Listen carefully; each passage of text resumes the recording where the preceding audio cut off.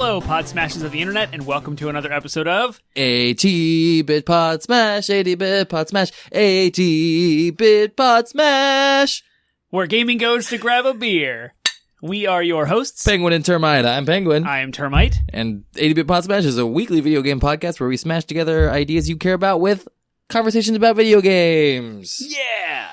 We are discussing 2019. 2019. Last week review. we did Gaming by the Decades and talked about the entire 2010s as a decade. And now we wanted to zoom in on 2019 so that we could talk about some stuff, because this was also an interesting year. It wasn't just an interesting decade, it was an interesting year. Lots of things happened. Talk about the year. We're going to go through all of our stuff, talking about video games, the stuff that we cared, liked about, as well as individually with our podcast, internally, all the cool things that we were able to do and share with you guys, how you guys have influenced us and the things that we did too. So, lots of cool things to talk about. What are we drinking? Yes, we are where gaming goes to grab a beer. We are each drinking different things. So why don't you talk about yours first? These are kind of leftovers from the holiday celebrations that we have had over Christmas and New Year's. So I am drinking Sierra Nevada's Celebration Fresh Hop IPA. It is my favorite seasonal IPA that comes out every year. It's just a standard staple. It tastes the same every year. It's awesome. So Sierra Nevada, I think we talked about it on this podcast before. I can read the bottle real quick. We first brewed Celebration IPA in the winter of 1981. Each year we use only the first fresh hops of the growing season to create this complex and robust ale. Layered pine and citrus hop aromas balanced delicately against rich malt sweetness to shape this bold wintertime classic. Wonderful. I'm just drinking a Blue Moon. It's delicious. All right. So we don't have a lot of news because it's been a slow news times. Yeah, the industry pretty much shuts down from Christmas to New Year's, and nothing really comes out. So we are going to instead, in honor of Year in Review 2019, Termite compiled a little bit of data for us. Yes. That's a little bit more fun. And since he's a trophy hound, and since I've actually started to dip my toes in that pool as well, he wanted to pull our Year in Trophies data. Year in Trophies. So we're going to start with Penguin Man. We're going to analyze how many trophies we got, how many platinums we got, and what games did we platinum. For those of you who don't know what a platinum trophy means or what that even is, you get a platinum trophy when you have achieved every trophy that a game has to offer. Yeah, so it doesn't necessarily mean all the content. It just means what the developers have determined are the challenges they want you to complete. Right. It's not equated to 100% completion at all. But sometimes it is. Most of the time, it is. Most of the time, cool. Especially for the games we play. Penguin Man received or unlocked 346 total trophies across the year of 2019. And we don't really have any other years to compare this to. So not really, because I just kind of started. So we'll see how it goes over time. Yep. Yeah, it'd be kind of cool. You've got new tradition. You have 6 total platinums, but you've achieved 4 of them just this year. All of them Borderlands, pretty much. Yeah, so you Borderlands 2, the pre-sequel, and Borderlands 3. So that's 3 platinums. And the easiest of which was Borderlands 3. Oh, yeah. Borderlands 2 and pre-sequel were a nightmare to do, and I only did them because I wanted to be able to say I am a Borderlands fan who has platinumed these games. And you still don't have one yet. I still don't have one, yeah. We'll get to mine. And then you just platinumed Jedi Fallen Order. Yeah. So that was your 4th platinum for the year. Myself, Termite, being the avid trophy hunter that I am. So this is funny because I would objectively say you have had more time spent playing video games this year than I have. I have 2 kids now. I had a baby back in July. And so I don't get a lot of time to play games, which means my trophy hunting is front and center when I play video games. Like, I only play games to get trophies. And you can see this emphasis right now because of what I'm about to say. So you had 346 trophies. I had 581 total. I achieved 8 platinums of 23 total. Wow. So double the platinums you have, as well as 225 trophies. Which is funny because you also went after some of the platinums that I did and didn't get them. Like, you also started the platinums for 2 and pre-sequel and didn't get them. Yeah. Mm-hmm. Yeah, I moved on to other stuff. So you still were working on trophies. Yep. Yeah. So I usually have the mentality of I have to get a trophy a day. So I turn 1 trophy a day into 30 trophies a month. So 365 in a year is kind of my bar. Yeah. So anything over that, I look at as being happy. And you've actually almost got that. You have 346. So you're so close to a trophy a day. It's kind of cool. Anyway. But you can see my, on the stats you pulled, my months. It's one month I'll get 40 trophies, and the next month I'll get 0. Yeah. So. Like when WoW Classic came out in August. Oh, yeah. It was 0 trophies because I was not playing my PlayStation that month. Yeah, I guess you play your Switch a lot more than I do too. I also play my Switch a lot, yeah. Mm-hmm. So my 8 platinums were Spyro the Dragon 1 and 2, Kingdom Hearts 3. I platinumed Borderlands 1. You did. Which is, between the two of us, we have now platinumed all of Borderlands. Well, between both of us, we've platinumed. Yeah, because you got Tales for the Borderlands 2, and I played it on PC. So we both platinumed 3 Borderlands games this year. Yeah. Just different games. Yep, it's pretty funny. There's 6 total, yeah. So yeah, I got Borderlands 1, Tales of the Borderlands, the Mega Man X Legacy Collection 1, Borderlands 3, and then most recently Medieval, which Penguin Man got for me for Christmas. On our Christmas episode, you can go back and I opened it up. And you're right, it was a quick platinum. I would not say super easy, but very, very painful. Well, sorry for putting you through a painful platinum. When I say painful, I guess I should, put that in some sort of context. No, it wasn't very painful. Not objectively. It was just a pain for what it was. For what it was, and the context, I'm assuming, of what you were trying to do and trying to accomplish, yeah. Yep. I remember getting the text from you. It came out before Christmas. You literally I gave you the game before Christmas, obviously, because we recorded before Christmas. Uh-huh. And then you got the platinum right, like 1 or 2 days before Christmas. I remember being at my parents' house, getting the text, turning to Macy and be like, he just platinumed the game I got him just in time for Christmas. Uh-huh. So I did get you a platinum for Christmas. You did. You got me a platinum trophy for Christmas. That's funny. Thank you. All right, cool. Well, that's a year in trophies for Penguin and Termite. Mm-hmm. No, not mer. Those trophies might not be your favorite thing. That's but true. Doing this podcast is our favorite thing. Doing this podcast is our favorite thing. Favorite things. A little segment, a little tidbit of our show where we decide to indoctrinate you with something we care about. Indoctrinate, yes. Yeah. Enlighten. Yeah. Educate. Yeah. Pick a synonym. I'm having a hard one. having a hard time picking. Well, I can go first if you Okay, want. go for it. So we've had a lot of celebrations over the holidays, and one of the biggest celebrations that we have are what we call Nickmas. My wife's family's, or her maiden name is her mom's maiden name was Nicholas. So it's all her side of the family. So it's her aunt and uncle. Jamie, friend of the show, has printed business cards for us, has done my reproductions that I've posted on Instagram, and also has this great poster here. So a lot of my Instagram content has been because of the aid of Jamie. So thank you, Jamie and Joy.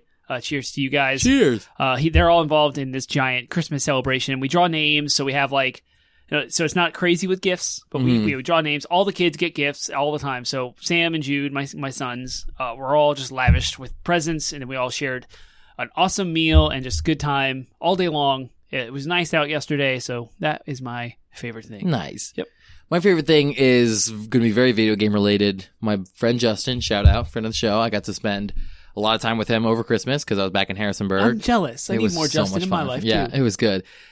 One of the things I discovered is after I had forced him to try playing the Malawan takedown with me. Yeah. For whatever reason, that scratched an itch for him and got him really into Borderlands. And I didn't know this. So he's been playing Borderlands 3 and farming gear and building out a character for the last month. And then I found out over Christmas that he's been playing, and I'm like, dude, the only reason I got out of Borderlands 3 is because people stopped playing with me. So I was like, if you're playing Borderlands, I want to play with you. Play. So I went ahead and actually we both bought the DLC, the Moxie's Heist. But we haven't even gotten to it yet because we've been trying to build out our the character builds we've been going after, and we've been trying to complete True Vault Hunter mode because you do have to do that whole playthrough, and that sucks because we've been trying to force ourselves to go through that. I don't want anything to do with that. That's been a pain, but what's been fun about it is I've been playing Mose, the gunner, and I've actually more or less switched her to my new main, and I have a build for her that is hilarious. Oh, yeah, you were so telling me much about good this. fun. Yeah, it's basically an infinite grenade build where essentially it's a bunch of abilities and weapons that synergize with each other, but the idea is that I'm just constantly throwing grenades. Those grenades are causing explosions, which refresh my grenades. Those grenades are also healing my shield because my character has no health, because I have a mod that makes it so that my health is 1 at all times, and then the amount of health that I've lost is applied to my shields. So I have this massive 47,000 point shield, and it's constantly being healed by my grenades because my grenades replenish my shields. Yeah. And then those grenades are also replenishing grenades. So I'm just watching, like, I just look down as I'm throwing grenades, and then I'm firing with one hand, holding down the trigger button, firing with one hand, throwing grenades with the other, watching explosions happen all over the place, and just watching my grenade count go. Up and down, up and down, up and down, up and down. So awesome. Yep. So I've been enjoying that. The reason I play games like that to death, like Borderlands and Diablo, is because I love it when a build comes together. I love it when, like, the pieces of gear you're working for just make your character work the way you want them to. that is a game hook for me. Synergy of abilities and gear. Working well together. So that's been a lot of fun. I like Flak a lot too in Borderlands, but I've kind of sidelined them in favor of Moe's just because the build. A lot of it was because Justin just had stuff lying around. He's like, oh, you need a Transformer shield? Here you go. Oh, you need a this thing, here you go. So he was just giving me stuff that he just had on hand, and I'm like, sweet. And then I just happened to get other stuff, filled it out really nicely. So sweet. I've been doing Mayhem 3, which is the second hardest difficulty, not breaking a sweat. They never get my shield below 50%. That's amazing. And I might never run out of grenades. Yep. And things die fast. So I'm just like, whoa.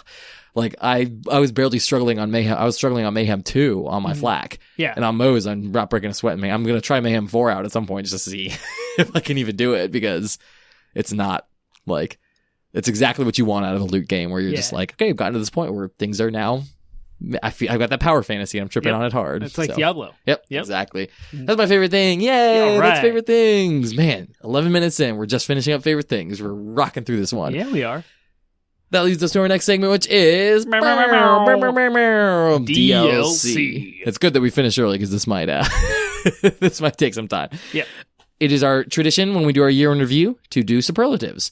So we're going to go through and talk about the year's best blank for each of the categories that we've decided to mean the most to us. That's right. So, and then we'll ultimately culminate with... We should come up sometime with, like, ridiculous categories. Like, we should. Most game likely to be wrecked by EA's microtransaction system. Best hair on a male protagonist. Yeah, like, stuff like that. We should start doing that. That would be fun. Sprinkling those in. That would be good. All right. So, we'll lead up to best game essentially game of the year, but we'll start with best story, because we love story. Story is amazing. Mm-hmm. Let's see. What was the best for me? I feel like story games were huge last year. So we had God of War, Red Dead Redemption 2. Last year, big hitters. This year, not a lot of, like, deep story, but the one I was the most into and the most excited about, that's why I'll put it here, was Kingdom Hearts 3. Okay, yep. And because I'm obsessed with Kingdom Hearts, and I went down this long rabbit hole to, like, understand everything before 3 had come out, and I was so into the story of 3. Yeah. And I thought I'd be more into Borderlands 3 story. It was disappointing. But I wasn't. I was just like, it was fun. It was good. Yeah. It was entertaining and motivating while you're playing it, but then you look back and you're like, oh, there were some things I really didn't like about it. I was very disappointed in Borderlands 3 story it just as well. Wasn't rememberable, because I love Borderlands 2 story and 3 sequel for that matter. Mm-hmm. And 3 was just disappointing. I wanted to put Borderlands in this slot. If you had asked me at the beginning of the year what I would have expected to put in the slot, it would have been Borderlands 3, but it did disappoint me. Therefore, I would want to lean towards, I think it's hard because I'm really enjoying Control, but I haven't finished it yet, so I can't say for sure. Yeah. But I do love what I've, like, so much so far that I usually don't read collectibles, but like everything I've been picking up, I've been reading the documents that you find during because you're wandering around the Federal Bureau of Control, and I've been like, and there's all these documents with, like, stuff blocked out of them and stuff like that. It's fascinating. I've been reading all of it. So I hear people say that about certain games, whatever, right? And I'm like, before I play this game, I really want to play this game. The Outer Worlds is kind of where that is for me. I haven't played it yet, but I really want to. If I hear someone say, oh, the lore is so good, you should read all this stuff, I'm like, yeah, I'm going to do that. I'm going to take my time, and I'm going to read it. I never do it. I never do it. Yeah. And so it's funny to hear, like, you're actually wanting to read the documents. I have been. It's been fascinating, because I want to know what's going on, because the game has this. It definitely, like, it accomplishes the same thing in my mind that PT accomplishes, not so much with the horror, but with the sort of, like, they throw you into this strange place, and then, like, it's so trippy and intriguing that you want to kind of figure out what's going on. So I really like, So is that your favorite story? I'm gonna say yes, but with, like, a caveat that I might finish the game and hate it, and so if I do. If I do end up hating the story, I would say this would be replaced by Resident Evil 2, because this was just so good. I mean, the Resident Evil 2 story though got a great story. Yeah. It's always had a great story, and the remake just allowed me to enjoy that same story that I love better. So yeah. Awesome. Okay, best comedy. What game had the best, what game made you laugh? What cracked Funny me up? moments. I mean, Borderlands came out this year and it had some funny stuff. I've heard the DLC. I haven't played it yet, but I've heard the DLC is really funny too. I hope so. Yeah. I would love to have laughed a little more this year.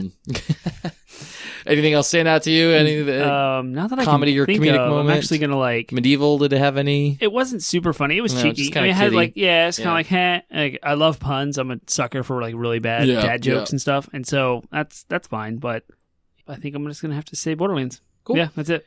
All right. Borderlands. Borderlands, great. Yeah. Me too. Best multiplayer experience? Ooh, like a moment or a game? Oh, yeah. Either a moment or a game. Like, what was the best multiplayer experience? Game, Uh-huh. best multiplayer experiences that I had over a game is Borderlands 3. Okay. Because I played a lot of it with friends. With your brother. Best single moment was the Division 2, which Oh, I okay. just kind of started, so it's very fresh, where I was playing, and this is hilarious. I'm running through my own mission, and I'm like level 5. The enemies are level 5, so I'm doing my thing. Out of nowhere, I switch targets, I kill someone, and then I look at someone else. He's level 20. And I'm like, things are escalating crazily. I'm like, what is going on? What did I just hit? I'm in the middle of a mission. Yeah. I didn't even switch rooms. Like, these are the same enemies in the same room, like upstairs in some some skyscraper. Come to find out, my friend James, friend of the show, and my brother had jumped in, and I didn't notice. I guess the way the UI is, it wasn't obvious to me that they had joined my game, and the scaling kicked in, and I was actually level 19. Yeah. I didn't know that, so I freaked out. Wow. I got cornered and died, and then all of a sudden I see James revive me, and I'm like, oh shoot, there's friends in my game. Nice. And I love it because it was so seamless. Like, they just jumped in, and there was no prompt, there was no restart. Like, they literally started the game and jumped right into where I was mid-mission. And it instantly scaled the enemies and like all the gear. Yeah. And then we jumped on microphones and we just had a blast the rest of that night, just playing together and like running through and wrecking stuff and having fun. So I'm going to pull kind of two things as well. I would say best multiplayer game in general would be WoW Classic. Because it's WoW Classic and I loved it. And I stopped playing for principled reasons at the end of the year, but that was my sacrifice. That's what I gave up. And it was a sacrifice because I was enjoying the heck out of WoW Classic. Yeah. And at some point, I'm sure, when enough time has passed to principally say I boycotted, I will probably dip my toe into that pool again. But it was so much fun being back in that world. And all of the multiplayer experiences that came out of that. There was one standout non-WoW experience, I will say, and it was with a crappy game, but it was probably the reason I bought this crappy game. And it was during the Anthem demo. Oh, yeah. When you, me, and Justin did the strike or whatever they called it, where we fought the big spider, and that was a blast. That was a fun, very fun moment. I now own the game. You probably do too. I still do, technically, yeah. So we should play sometime. Fire it up, see if it's changed. See how it has changed. It has changed, yeah. And they're working on a full revamp. Yep. Maybe, but yeah. Cool. I mean, they said they were. It's happening. It's confirmed. Yeah, it's confirmed that they are going to rebuild the game. Yeah. Whether it's re-released, you have to pay for it again. Right. That's going to be the clincher. Is it going to be Anthem 2 or is it going to be Anthem Realm Reborn? Right. 2.0. Cool. Best adventure. It could be like an adventure you went on in a game or a game itself that was an adventure game. Well, I started the year off earlier, and I played through the entirety of the story of The Rise of Tomb Raider, and that was a fantastic adventure game. Rise of Tomb Raider is the best of the three. Okay, for sure. I loved it. It was awesome. But then I just got Jedi Fallen Order, and I am obsessed. Yeah. And that game has the sense of adventure that is the core of Star Wars at its heart, and it is absolutely incredible. It has a very Metroid Prime level of exploration and map depth, and I am adventuring to the nth degree. I'm having a freaking blast. It's amazing, and so that's my best adventure. I will agree with you on that one. That one was slot my best adventure as well. I platinumed the game for a reason. Like I was into it. I was feeling very Star Warsy about it, and the platinum soured the game a little bit for me. Not immensely, because after watching Rise of Skywalker, the first thing I want to do, I was like, oh, I want to play more Jedi, but I actually just gave it to Justin to borrow. So I will probably revisit the game and play it again. But the actual like campaign of the game was a wonderful ride. Yeah. So I enjoyed it. Best moment that wowed you. Oh, I read that as best World of Warcraft. Yeah, moment. I know. That's why I had to. That's why I reworded it, because I was like, I just had been talking about World of Warcraft, so I meant best moment that made your jaw drop. So jaw dropping moment that you just went whoa, or if there was one this year. I would have to say. Here, I'll do mine since you're thinking about it. Yeah, I'm thinking about mine. Mine would be the very opening moments of Resident Evil 2. Yep, I was thinking about when that. That's you funny. go inside the gas station. Yeah. Oh my gosh! Like Yep. not necessarily jaw dropping, but it was the that's moment that probably emotionally so funny. impacted You, me the reached most. into my head and pulled that moment out. That's Because I was funny. thinking about that. Yeah, because you have no ammo at that time, or like a Right. very low amount of ammo. It's like 6 shots or whatever, Yep. and like zombies start pouring in. You're just like, I don't know. This is what this game is. Terrifying. Yeah. Did you die? I don't think so. I Right. think I managed to make it through. I had They heard give you enough- enough like opportunities to escape that. Yeah. And all you have to do is get back out, right? Right. Yeah. The objective is to just escape. Yep. So you just run around. And I had heard enough reviews at the time telling me you don't have to shoot Exactly, everything. yep. But if I had not, if I was just exist in a vacuum and I Uh-huh. just picked up Resident Evil 2, I would have died. Because I would have tried to kill everything. And you can't with Yep, limited ammo. Exactly. Best. I was wowed by Kingdom Hearts 3's ability to look like a Pixar movie. Mm-hmm. And because it is Disney and they Yeah. did leverage Pixar's like content, I really had a lot of like jaw dropping. The scale of this is awesome. I can't believe I'm seeing this in a video game and it's real time. It's not a pre-rendered cutscene. Awesome.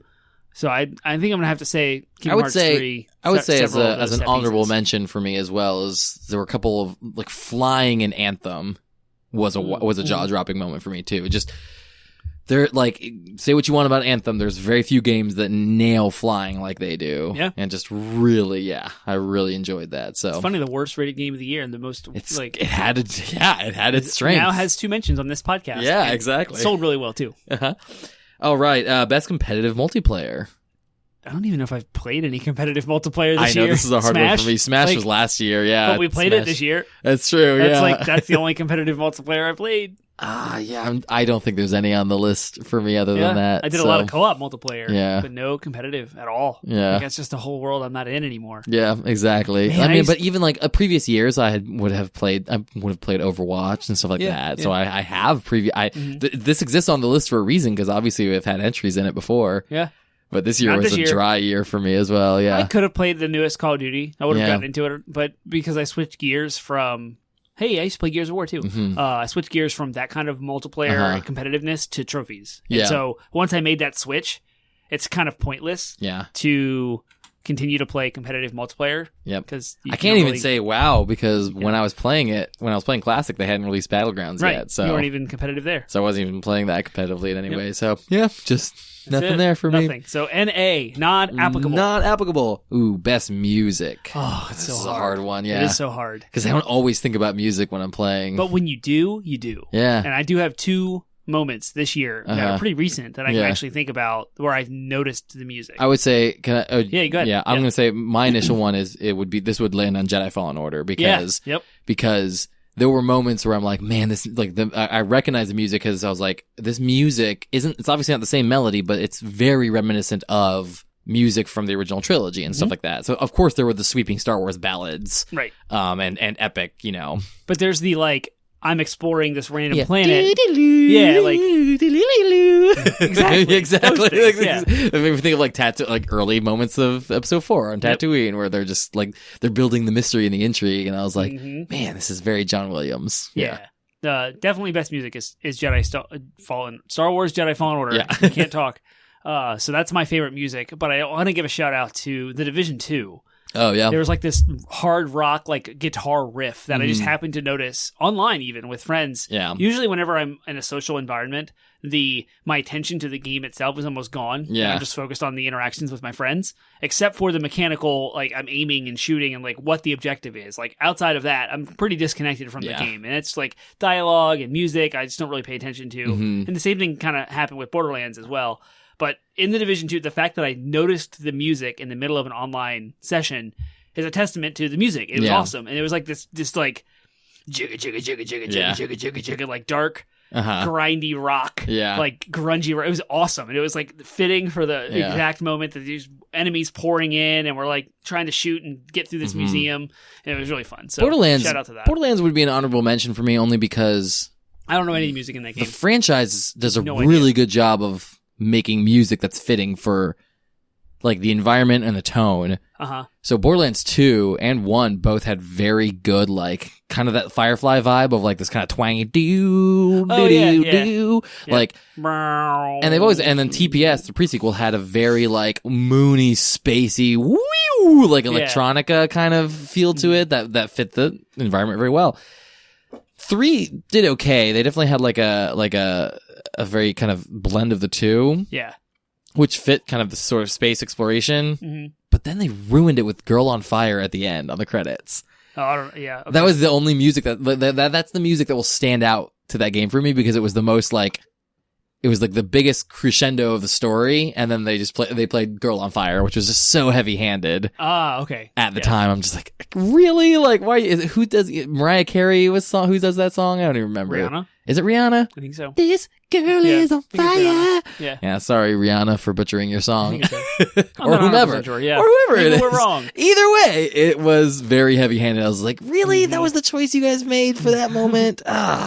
And you know, compared to like even the opening song with the heavy, that was awesome. The Put It on the Line. Mm-hmm. I ain't none too bad. Like that. Oh, it's so good. Yeah, that's pretty sweet. That like, yeah. So I do honorable mention they had some hit or miss. It's hit or miss, unlike Jedi, which is consistently good. Yep. So, okay, music. Closest to a work of art this year. Do you have one? Ooh, I'm going to say Control. Yep. Because it's just so trippy in a way that is risky for a game and to be doing right now. My pick was a game that I finished this year but started last year. So I don't know if it still counts, but I'm going to use it because it's the only one that really fits this kind of... Yeah. That's Ni no Kuni 2. Okay. Very Studio Ghibli, like Yep. art, Yep. totally. We didn't have that like God of War No. boom this year. No, we didn't. With a lot of gorgeous games. Or Breath of the Wild, yeah. Oh, I would say Death Stranding, but I haven't played it yet. I bet right. Death Stranding is I bet probably Death Stranding is going to be by like... Right, yeah. but neither of us have gotten a chance to Yep, play I it. have it sitting on my shelf Yep, next sitting to my on wife. my shelf too. Oh, I'm I trying can't to. wait. I'm going to platinum Control first. Good for you. Yeah, You know, well, you've it's such an easy grown platinum. so much. It's such an and I haven't even finished it. I feel like I can probably platinum it on the way to finishing it, or like mostly get it. So I am an idiot. I What? redact everything I said about work of art, and I'm going to go with this. This is my answer. It's Oh, definitive. okay. I played it in its entirety this year, and that is What Remains of Edith Finch. Oh, nice. Very Oh good. my gosh, Yeah. that game, fantastic work of art. Yeah. When did it come out? I don't know, but I Oh. played it this year. All right, I have that's no fair. clue when it came out. Sure. But I played all of it. I got all the trophies. I went through all the worlds. It Yeah. was what you call a walking simulator, if you Mhm. will, but it's a first person. You're a person who is a pregnant woman revisiting a childhood family house, and you visit the story of each member of the family as you go through it. You kind of live in their imagination. So there's one area that stands out is there's a young girl who writes in a diary about becoming different animals. Yeah. So as she is changing animals, you as the player are changing into those animals. So you're a cat, you're an owl, like you're flying around and grabbing prey. Yeah. You're an octopus with a tentacle that like kills someone. So very artsy, totally an awesome work of art, super Yeah. inspiring, and good story too. Nice. So yep, Cool. forgot about that game.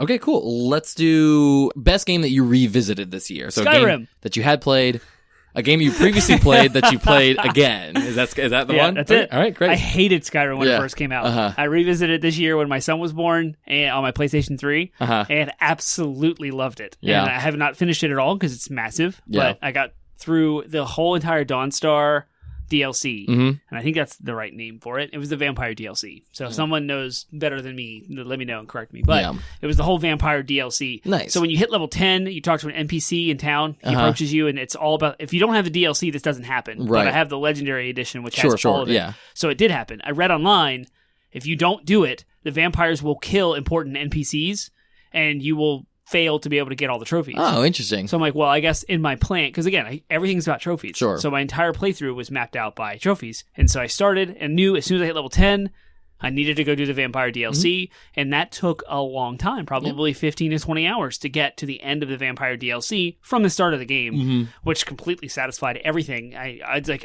this is awesome. I could stop playing right now. And Yeah. like, I kind of did. I moved on to something else and never really revisited it back. But yeah, I played it when it first came out, 2011 or whatever it was, and it was like horrible. I hated it. But then I played The Witcher, and The Witcher kind of turned me on to Western RPGs, so I revisited Skyrim and absolutely adored it for everything it's worth. The only games I revisited this year, I almost said WoW Classic again because technically I revisited it. Yeah, that's true. Technically there was no way to revisit it previously. Right. I'm actually going to say though Borderlands 2 and pre-sequel both kind of equally because I went platinum them. Mm-hmm. And I guess what would push Borderlands 2 over the edge of being my more favorite is there was more DLC and I did all the DLC with Justin, which was a blast. Mm-hmm. And the additional DLC, the surprise DLC, the Lilith, Commander Lilith was a blast. It was a lot of fun. The effervescent weapon, the rainbow weapons. It was so much fun. Yeah. So that was all in the pre-Borderlands 3 hype. Like we were in it, dude. We were in it, and I platinumed both games, so I was just pouring tons of hours. And Borderlands 2 is such a good game, definitely. Even with 3 out, we'll see how 3 stands the test of time. I'm interested to see when they add DLCs to it. Yeah. And adding more takedowns and events and stuff like that. Like we'll see how it ends up. As it stands right now, Borderlands 2 is still the best in the franchise, and oh man, I had a blast with it. Cool. Best game from a previous year that you played for the first time. So I'm skipping. We'll save the best for last. Yeah. I think it's Rise of the Tomb Raider. Okay. Yeah. Because that did not come out last year. Because Shadows of the Tomb Raider had come out in 2019. Did Shadows? No, Shadows of the Tomb Raider came out in 2018. I think there's not a Tomb Raider this year. But I played Rise of the Tomb Raider for the first time in 2019. Yeah. And that was probably the best. Yes, I had one and I forgot. There was one that I'm trying to think of the games I actually did pick up for the first time this year. Divinity Original Sin 2. Did that? That's last year. That was last year? That's 2018, I think. So that could count. Yeah. I think that's going to be my poll. There was another one. It may pop, like, it completely went out of my head. And Borderlands 1. Okay. I'd never played Borderlands 1 before, and I played it for the first time. I got it on Steam for like $5. So I played that. So yes, probably Borderlands 1. Lots of Borderlands this year. Lots of Borderlands. This has been a very, very Borderlands heavy year. Yeah. And it's actually ending as 1 too, because I've been playing revisiting it with Justin. So, but no, I mean, it's worth mentioning because I had never played 1, and I really enjoyed the remaster. Cleaned up edition, the Game of the Year edition. It was a blast. Felt very fun to play. Once I figured it out with my PC, I think I'd mentioned before that like something I was using, like the game was set to use like an old graphics card, but it wasn't in the interface PC of the game. Gaming description of what it's life. It was using my onboard graphics instead of the graphics card on my laptop. So dumb. I was using the wrong driver. As soon as I fixed it, I was like, this is an amazing game to play. That was fun. Yep. All right, cool. And best game of the year. For each of us, which was my favorite game of the entire year? Yeah. I'm going to say, just because, again, I don't know, it may end up being Control. Yeah. But I'm going to say the game I had the game that will live on my memory as a game that I remember this year for was Resident Evil 2. I was freaking playing that game when my wife's water broke and my son was born. So it's going to always be etched in my brain as just an incredible experience. And it was just polished. It was just a game that had, there were very few bugs. There was I didn't go through the game and just be like, oh my gosh, this is tedious. Like it was a seamless experience. So it's game of the year for me. A remake. I'm going to have to say Jedi Fallen Order for me. Oh, okay. Yeah. Like it's got hooks in me way more than I anticipated. Like coming out of nowhere from Respawn, I doubted its existence. I thought it was going to get delayed. I was like, there's no way Respawn can turn around this game with Apex Legends having come out. Yeah. There's just no way this game's going to happen. EA funding a single player game with no microtrans, no way. Yeah. It was just doubt and skepticism all the way from the very first announcement last year. And it's exceeded way more exceeded. And we talked about music and feel and environment and combat. I'm playing it on story mode difficulty, so I'm not feeling any of the pains of combat at all. I'm just kind of running through and whacking all the enemies and exploring and just having a blast. Yep. I had to a runner up though. Okay, what's your runner up? Kingdom Hearts 3. Yeah, there you go. I loved Kingdom Hearts 3 so much. It was such a good game. I meant to tackle Kingdom Hearts. Yeah. Both, like the whole franchise this year. Like when 3 was coming out, I was like, sweet, this will be my opportunity to finally catch up on this franchise. Never did. Yeah. Never got around to it. Yep. And Kingdom Hearts 3 was probably the most fun platinum of my 23 that I have. Yeah. I never really got to the point of like frustration and aggravation with that game that I've done in the past. And like Tales of the Borderlands, I platinumed that, and I never really felt like I was platinuming anything because it's so easy. It's so just play the game. Yeah. That's it. You get a platinum for playing it. That's it. And so, like, for that, didn't really feel like I was getting a platinum. But for Kingdom Hearts 3, I knew I was going after the platinum. I was doing specific stuff. I had my spreadsheets. I had my guides. my YouTube videos, everything else I was doing for it. And it was just fun the whole way through. Nice. Yeah. So Kingdom Hearts 3 is my runner-up. All right. Honorable mentions. This is any game that did not make it into any of your categories that you want to honorably mention as a game that you played this year. If not, that's fine. I don't think I will have any. one. I just have to think about it. Uh-huh. I want to say the Mega Man X Legacy Collection. Oh, okay. As a nostalgic, old-school, retro gamer, the Mega Man X Legacy Collection had come out. I don't even know when. But it's the first 4 Mega Man X games. Yeah. So Mega Man X1, 2, and 3 from Super Nintendo, X4 from PlayStation, all in one collection. The trophy list was super fun to work through. The original Super Nintendo games had a password system, which a little bit of a plug for a future topic discussion for us that you had brought to the table was a discussion of passwords, saving games, memory cards, and the whole future and evolution of game saves. They had a password system because there was no memory cards and no onboard RAM. So you could use the password to manipulate when you would start a game. So if X1, 2, and 3, you could. There's all this really cool strategery with how to get all the trophies, but it allowed you to see and do everything the game had to offer. And it was a lot of fun, and I blasted through it. My son was involved. He wanted to play Mega Man. He was obsessed with robots and Transformers, even though nothing really transforms. But, robots and stuff. Yeah. So we had a blast. So unexpected fun. I picked it up cheap. It was always on my radar to buy it. I did. Had a blast. So that's my runner-up for the year. All right. Well, that's our superlatives for 2019. Well, and that's you don't have any honorable mentions? DLC. I think I said I didn't have any honorable mentions this year. Oh. Yeah, nothing that particularly. I think everything that I enjoyed to some level slotted somewhere in there. All right. Yeah. Sweet. So, yep. All right. It's just unfortunate that neither of us got to play Death Stranding and have an opinion on it. And we both have it. Sitting on our shelf. But it came out so late. It did. A lot of good games came out very late, and you and November, I don't have a lot of time. Yep. That's ultimately what it boils down to is parents, husbands, full-time workers, and podcasters. Yep. It's like... if we were proper video game reviewers, then all we would have had to do was play video games. Right. We would have played it all, but audience can help us get there. I know they can. All right, let's talk about this year. We're gonna split this into 2 parts. Part 1, we're gonna talk about the year in gaming. Part 2, we're gonna talk about the podcast review. But we never properly send out DLC, so there you go. That's it. I was just getting your rap for it.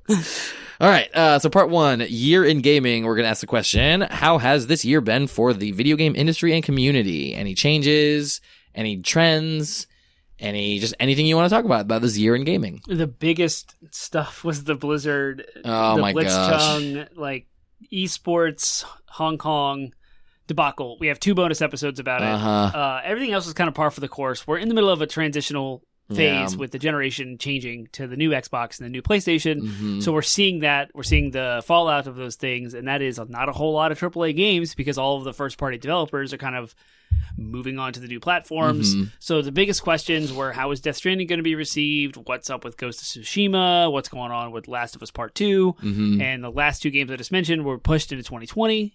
Doom was pushed into 2020. So we see a lot of delays of current-gen games. It's surprising that Resident Evil 2 kind of took... it was a nominee for Game of the Year. Yeah, it really did take the world by storm. Sorry, go ahead. Then Sekiro won Game of the Year, which is telling, as we mentioned in our last episode, is the first time we've seen a Soulsborne type game really receive accolades for being a AAA legit Game of the Year. Yeah, that's pretty much how I see the gaming industry. Last year we were marred with controversies of crunch time with Red Dead Redemption 2, and we saw... predatory practices with Fallout 76. We've seen that for the past few years. Yeah, this was... So this year was pretty quiet except for the Blizzard stuff. But the Blizzard stuff was so loud. You know what I mean? And this year was very much to me, I think I've been lamenting to you about this. This year turned around in the last couple of months for me. Yep. I'm used to having my best gaming experiences being in the spring and the fall. Yeah. Well, that's because all the releases. Exactly, all the good releases. Fall, Exactly. Yep. This year for me has been very much a reverse of that in the sense that it's been the winter. It was January and February and then November and December for me that were my best experiences. Don't get me wrong. I loved Borderlands 3, but I was also very disappointed in a lot about Borderlands 3. Had a lot of launch hiccups, technically wise, and the story, like I had mentioned, was disappointing. Some of the gun design was also disappointing. The lack of content at the beginning, there was just Borderlands 3 is kind of turning it around, I think, and I think that next year we'll see when they release more of the DLC. It'll be very much a highlight of the franchise for me. But this year was initially disappointing, considering that this year was the Borderlands 3 year for me because it was announced and released in the same year from and April. All the hype, April to September. Exactly. Yeah. So it was this very narrow window of like Borderlands. I played the other games, and I just inundated myself in excitement for this game, and then it came out and just kind of did not meet my expectations. Yep.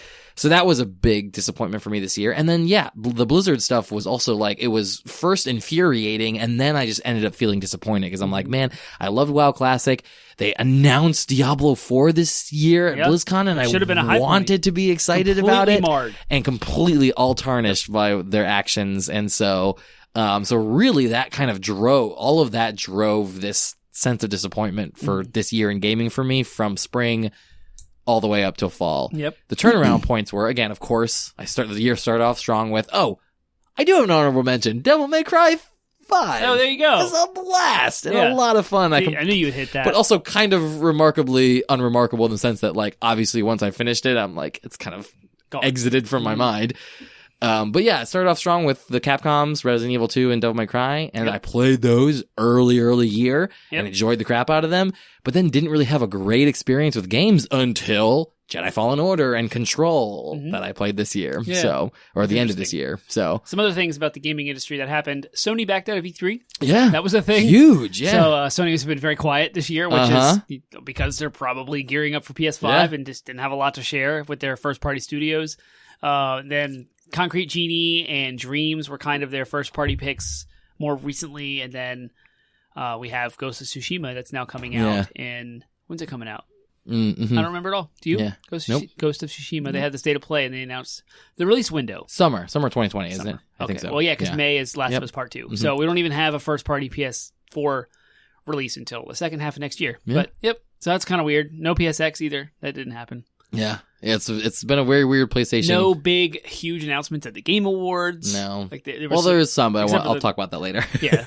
With the new... Streaming, that's it. Google Stadia had came like was another announced. Big disappointment. It was, but the technology is still very new. Very new, and we saw it for the first time working, quote unquote, this year. Project xCloud in its beta phase and Google Stadia in its release phase state. Should have been beta phase. Should have been should have been beta. Right. Yep. And that's new for the gaming industry. We've never really had these like other than PlayStation Now's service with PlayStation 3 games. We've never seen on a full blown scale at the level at which Microsoft and Google are doing their streaming, rendering in the cloud. That kind of stuff is very new for us this year and was kind of taken off in 2019. So when we come back in a decade. Yeah. We'll see how that ended up. Yep. Cool. Did anything excite you this year, and did anything disappoint you this year? Other than the disappointments I've already talked about, which I won't rehash, I will say the end of the year disappointment for me was Xbox Series X. The console itself is probably going to be a fine console. The naming convention is such a disappointment.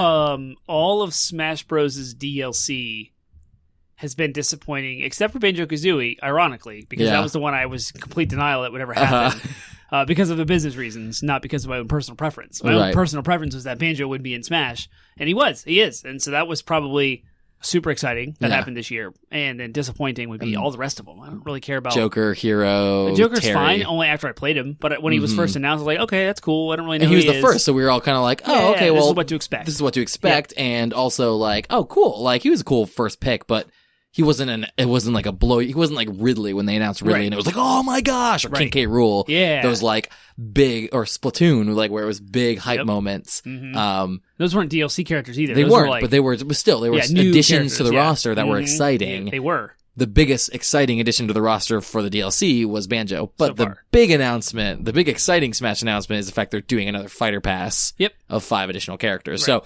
there's more to look forward to. They haven't announced the last one yet, much to our surprise and disappointment. But even when they do announce it, no matter who it is, it's exciting to know that we still have 5 more shots to get it right. What did excite me this year was how Sony is communicating the PlayStation 5. This is a whole new strategy. We've talked about this in more details in previous episodes, but basically Sony has gone with like exclusive entries in Wired magazine that are very technical and low level. Like we're going to talk in depth about a solid state hard drive and loading times But it's almost like, let's get all the technical geek stuff out of the way. Yeah. So that when we have our announcement of what it is to the mainstream, it's just bullet points. And it's like, it's just going to say, like, here's the features. Most streamlined, like, the sexy nuggets, features. Right. Yeah. Like, here it all is. Here's what it looks like. Here's the controller. Yeah. If you want to know more about the controller, see that Wired article that dropped this year, which was very exciting and tantalizing. If you want to know more about the internals, go back to that Wired article. But here's what it is. Yeah. And so I'm kind of excited about Sony's strategy and what's going on with the release of PlayStation 5. Yeah, I'm trying to think what other like excitements, things that have been exciting this year.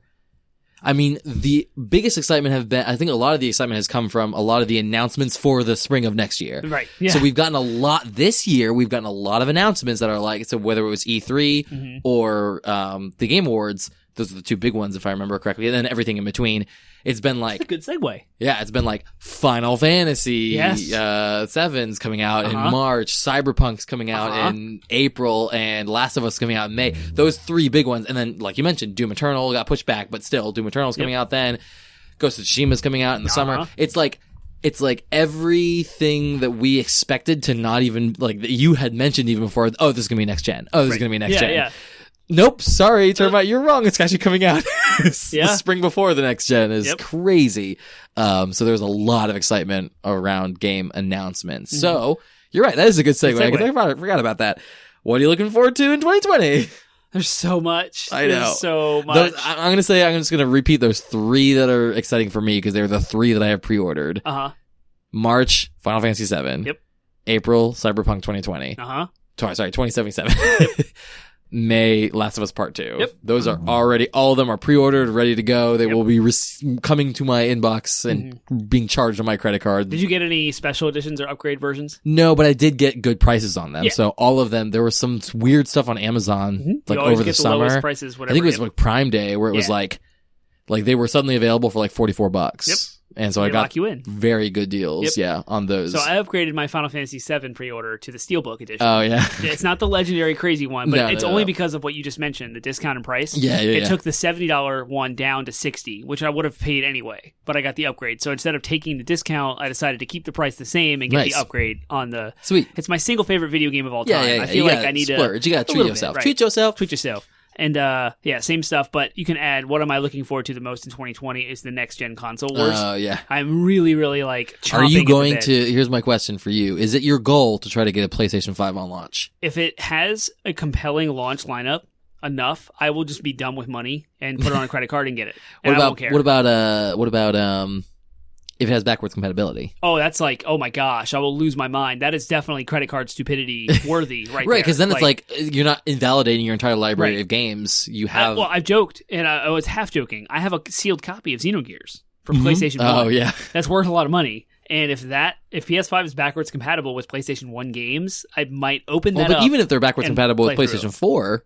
Well, yeah, that's a shoo-in. They've already said that. Yeah, that's like that. But if it's on launch day, it's like, well, great, I'll just replace my console and still be able to play the games that I'm currently playing without having to that's the hardest thing about buying a new I know but the hardest thing about buying a new console was always what am I going to play on it. So at least Breath of the Wild was that for this, but even after I finished Breath of the Wild I was like, okay, what do I do now with my Switch? You know what I mean? I spent all this money on this console, what am I going to use it for? Exactly. So at least with the PlayStation 5 it'll be like, cool, I can fire up my 4 titles on there anyways.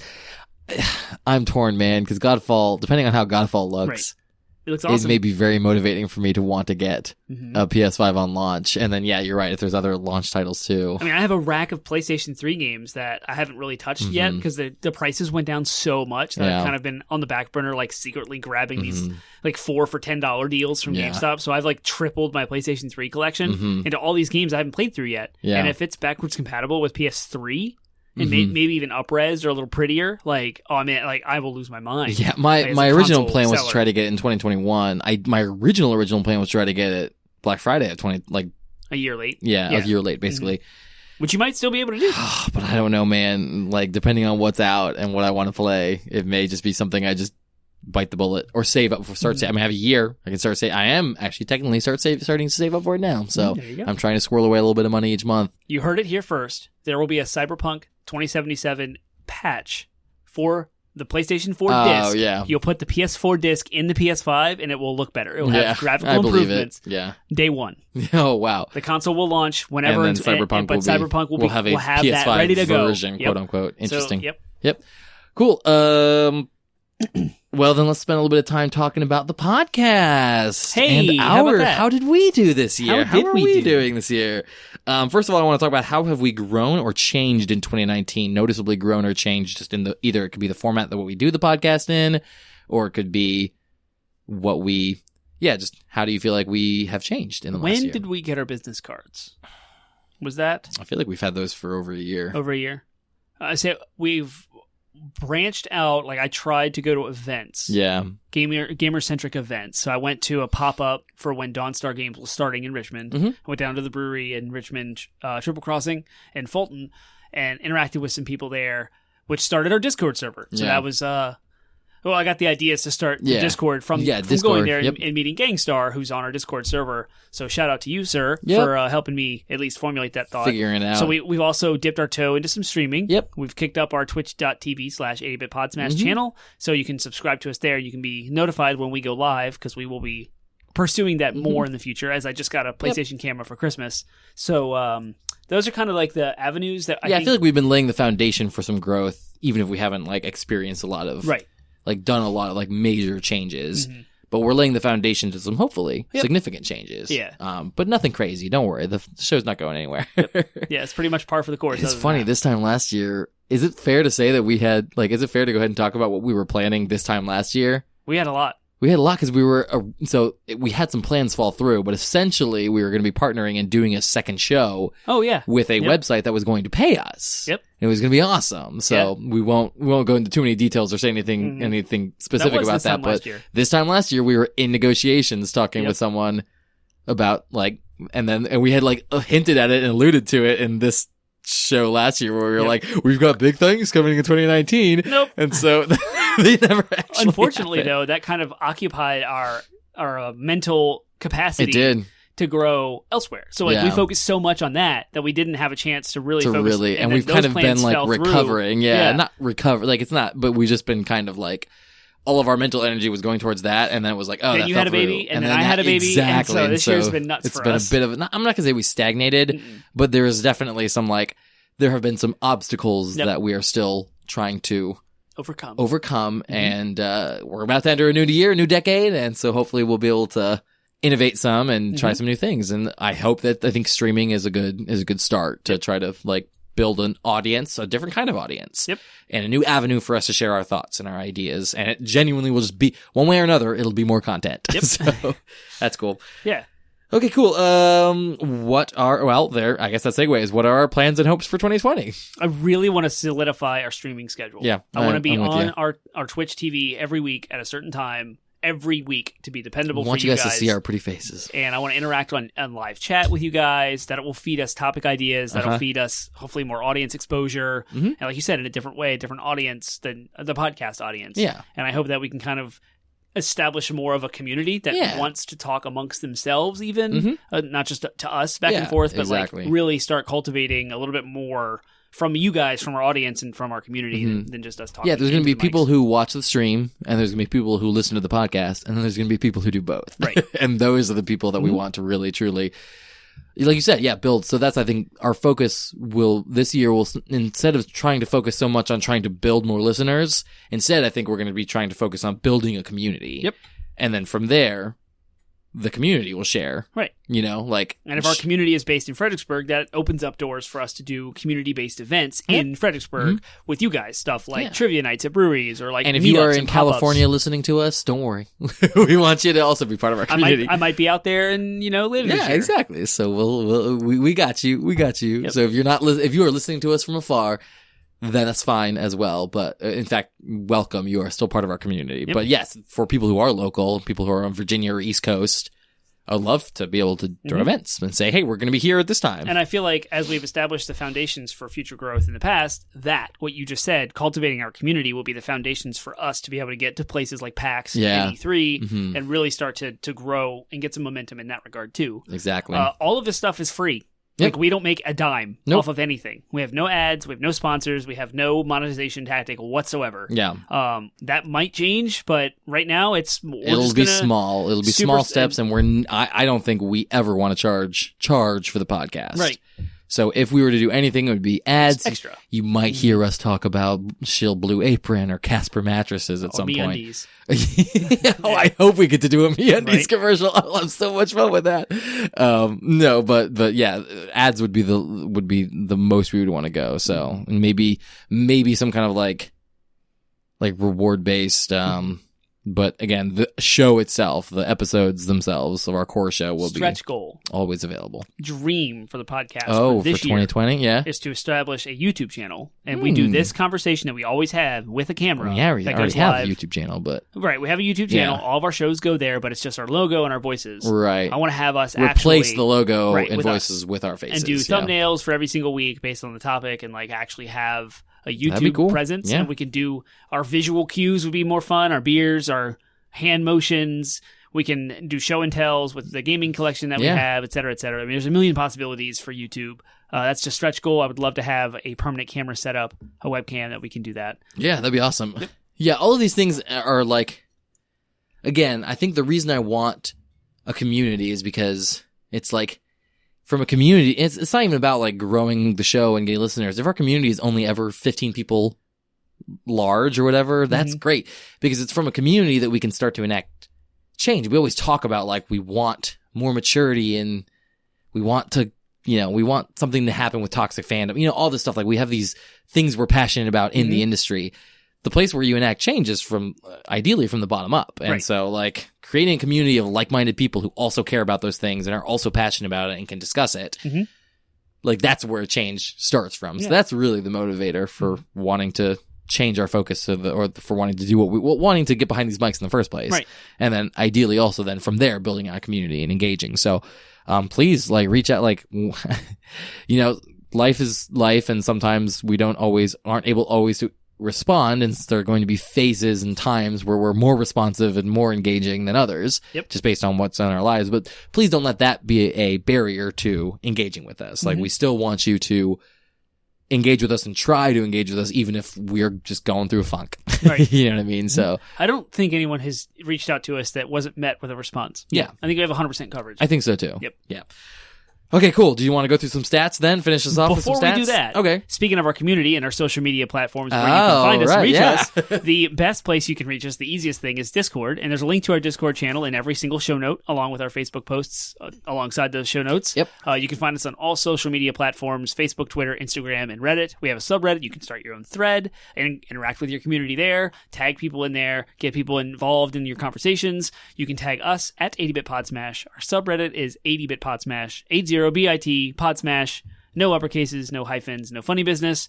And then if you are interested in our podcast, weekly podcast, and we're not on a platform you would like us to be, you can go to 80bitpodsmash.com to start. That's our landing page where we have links to Google Play, iTunes, iHeartRadio, Stitcher, Spotify. Yes, we're on Spotify. Yeah. That's a thing. Yep. Some people don't know that, and they get excited when I hear we're on Spotify. Oh, nice. Yeah, we're on Spotify. And then if we're not somewhere you want us to be, let me know, and I'll put us there. There's places like Castbox and Anchor and other platforms that I've kind of researched loosely, but if there's no need, there's no audience there, I'm not going to put us there. Right. So let us know if there's somewhere that we're not, that you want us to be, and we'll put ourselves there. Excellent. So I listen to us on Spotify, by the way. Whenever I go back and listen to episodes, it's always on Spotify. There you go. So, yep. All right, cool. Let's run through some stats then. How have we actually grown? Like, what are some notable milestones we made this year? Yeah, let's look at total year downloads. Yeah, how many times did your fine ears listen to us? Good people of the internet. 5,424 That's a listens. lot. Yeah, that's amazing. Yeah. So thank you all for your support. Yeah. There are 52 weeks in a year. So if one person downloads each episode, that's 52.